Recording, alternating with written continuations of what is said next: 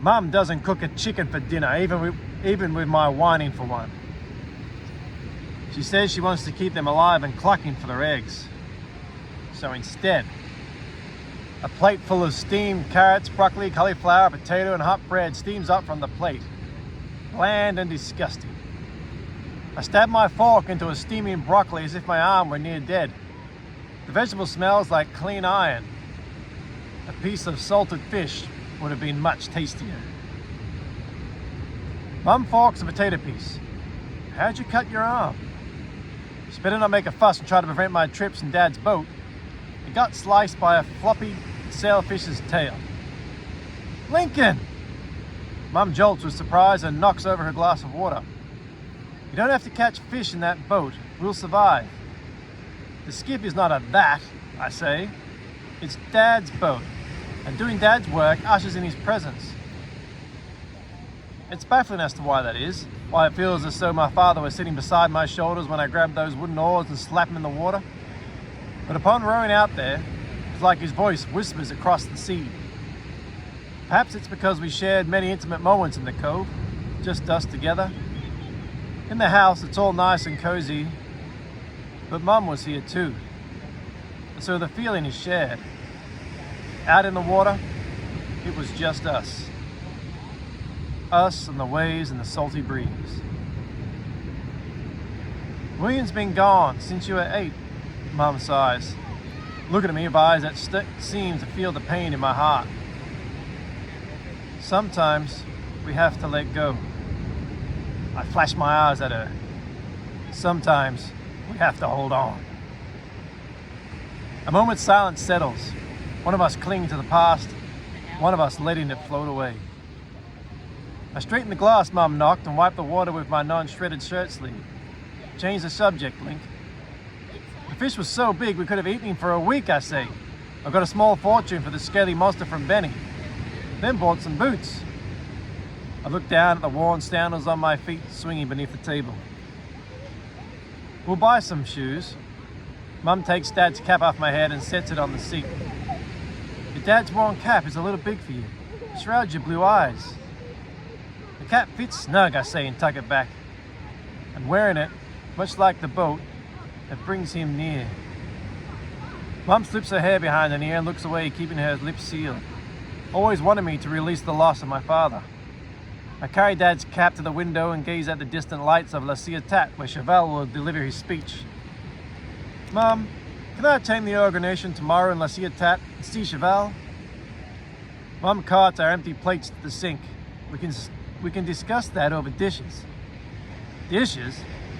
That sounds more fun than pelting amateurish stage actors with rotten tomatoes, but I sway by the window like a skiff in a storm. My head's dizzy. Probably lost too much blood. Lying by the fire would be safer. I wonk my way to the fireplace. Mum frowning, me grinning on the inside.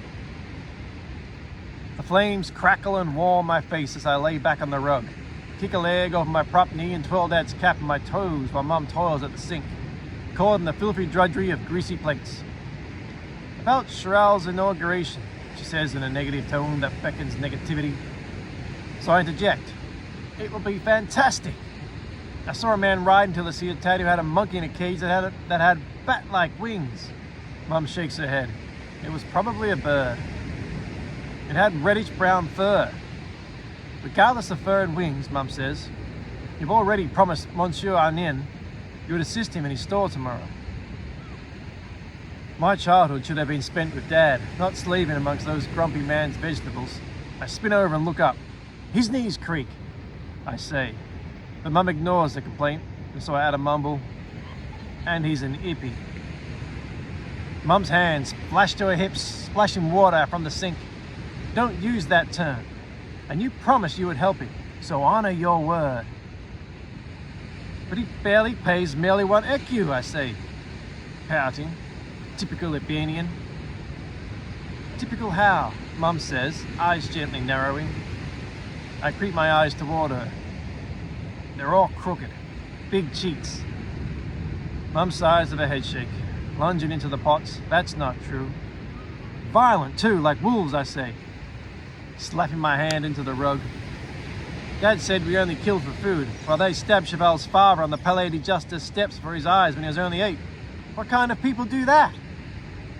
Mom bangs the pot, shocked by the graphic memory of the killing she and Dad witnessed. You do admire Cheval. A man worthy of praise. I sit up. He has green eyes that were brown at birth. The whole province of Paradis is awed. Mom's gaze holds no wonder. Natural phenomenon does not make a man. Honor makes a man. She knows nothing. Despite the loss of his dad, he remains standing for the people. That's courageous, and he's bringing riches to our whole province. Mom slows her scrubbing, taken with concern. Cheval might bring prosperity here, but you know he only likes the French. And I'm worried when tomorrow Cheval announces Paradis independent from province, he'll make it illegal for Ypianians to live here in the new established province of Paradis. Illegal for anyone not pure French. And Monsieur Annen, well, I shrug, thinking of the coffee bags that will no longer need lugging. I won't mind if he goes. Mom regards me with concerned eyes. We're not purely French either. We look French, I say. No one will ever know. Mum puffs and returns to washing, probably frustrated with the plates. Instead of Cheval's inauguration, there's the Awira dance at the village hall next week. You can go, hate dancing, I say, waving a frustrated hand. But you're skilled, Mum says, actually telling the truth. My feet swing and sway and run all over the place like an opera performer. Dancing is more than moving. It's expression. You could ask Taylor to dance a minuet. Mum has a brief pause. The first dance can be breathtaking, Mum says, eyes drifting for just a moment. Taylor might come by her grandpa's store tomorrow. I've noticed you look at her as if struck by lightning. Don't talk, girls, Mum. I fold my arms and slump back. Lightning struck nothing. And Benny is her step-grandpa. Taylor's not Ypianian. Mum develops a distant smile that could reside 1,000 miles away in a hamlet's town hall. It was at a dance that your father first struck me with a bolt of lightning. All it took was a glance. They didn't connect like that. Italian salads, I say, don't believe in glances. Mum continues in her pleased expression.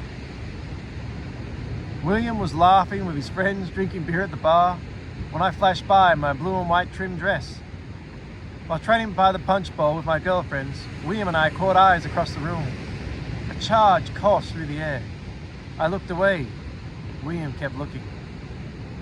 When I returned the gaze and smiled, your father knew what he had to do. That brave, handsome man maneuvered through the crowded dance floor on a small howl in Virginia. Eyes firmly fixed on mine until he stood before me. Virginians are big on dance, he said, and then he took me in his hand. So why are your heels stuck to the floor? My feet were clumsy, Mum says, but as soon as his hand took mine and mine held his, obviously you fell in love, I say. Rolling my eyes, rolling my head, rolling everything. End of story. Mum bites her lip and looks down, wanting to relive that moment. It was near heartless of me, stifling the story, but my childhood was lost too. Mum takes a deep breath, taking a steady grip on the sink, and faces me. I've taught you how to dance, and your dance is slow, I say. And Mum looks away and I drop my head. It was even more heartless to yell. That story is hurtful. Dad should be here narrating the tale and educating me on how to perform such dramatic feats.